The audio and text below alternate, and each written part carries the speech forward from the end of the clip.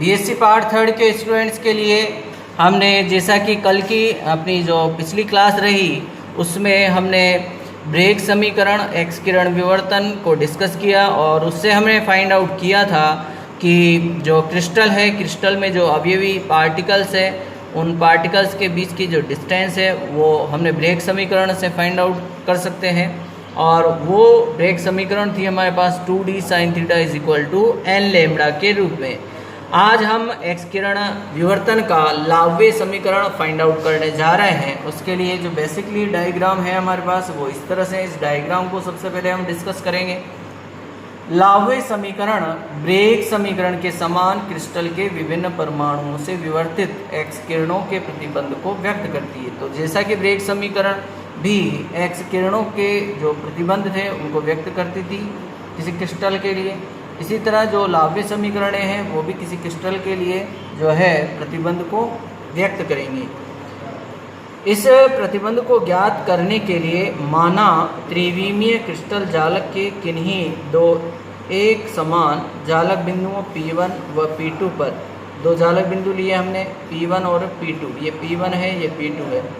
पर क्रिस्टल से थीटा कोण बनाती हुई एक्स किरण पुंज आई के एकांक सदिश है, ये आई के एकांक सदिश है, इससे आपतित होती है। इस डायरेक्शन से जो एक्स किरणें हैं वो इस क्रिस्टल पर आपतित हो रही है और कहाँ, P1 और P2 पर, और एकांक सदिश का मान है यहाँ आई के, और एंगल जो है थीटा एंगल पर ये आपतित हो रही है, थीटा एंगल आप देख सकते हैं।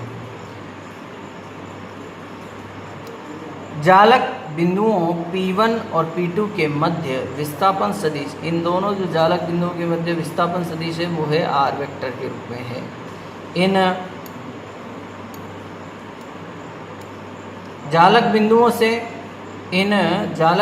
से एक निश्चित दिशा एस कैप एकांक सदिश के, एस कैप ये एकांक सदिश आ रहा है, एस कैप इस डायरेक्शन की हम बात कर रहे हैं।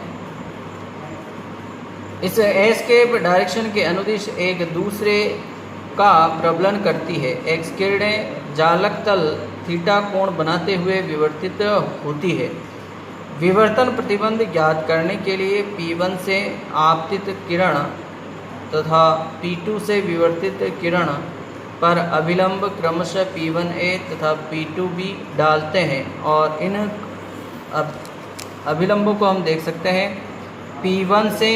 A ये अभिलंब डाला गया है और P2 से B ये अभिलंब यहाँ हम देख सकते हैं डायग्राम में। वापस हम वहीं चलते हैं तो इन के बीच में जो पथांतर है वो होगा P2A minus P1B is equal to I cap R vector minus S cap R vector के रूप में। तो I cap minus S cap dot R vector,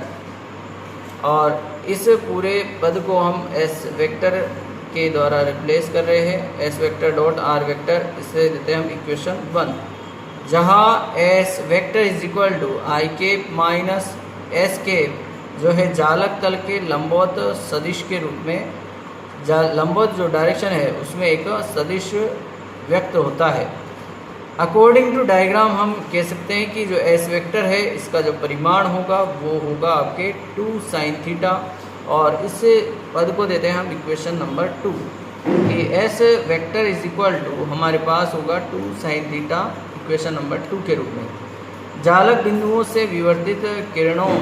के मध्य जो कलांतर होगा, कलांतर और पथांतर के बीच में जो रिलेशन है वो ये है, कलांतर phi is equal to 2 pi upon lambda multiply by पथांतर, ये रिलेशन होता है। अब जो पथांतर हमने फाइंड आउट किया है, पथांतर S vector dot R vector यहाँ पुट करेंगे इक्वेशन नंबर 3, इसको देते हैं।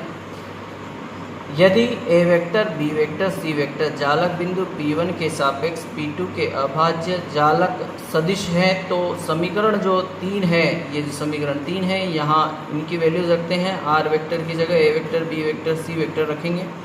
तो phi A is equal to हमें फाइंड आउट होता है,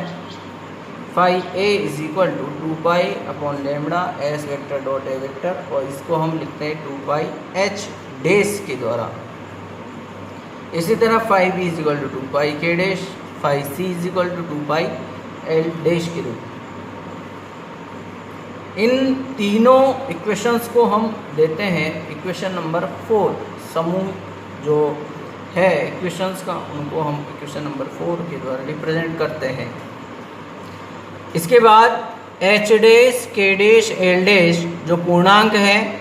तथा फाई ए फाई बी फाई सी विवर्तित जो किरणों के कलांतर है, जालक तल के लंबवत एस वेक्टर तथा ए वेक्टर बी वेक्टर तथा सी वेक्टर अभाज्य जालक सदिशों के मध्य के जो कोण अल्फा बीटा और गामा है, तो हम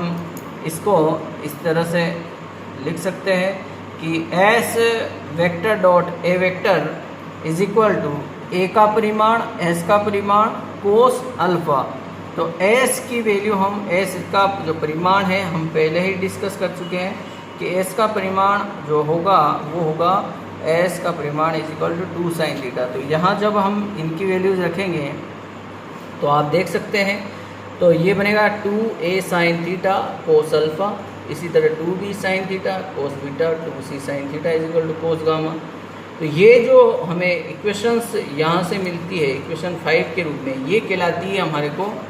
लावे समीकरण। लावे समीकरण, एक्स किरण विवर्तन का लावे समीकरण, ये इक्वेशन नंबर 5 कहलाता है।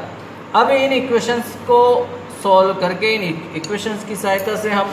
जो है ब्रेग समीकरण को फाइंड आउट कर सकते हैं। ब्रेग समीकरण को कैसे तो यहाँ ब्रेग समीकरण फाइंड आउट करने के लिए जो हमारे पास इक्वेशन नंबर 5 थी,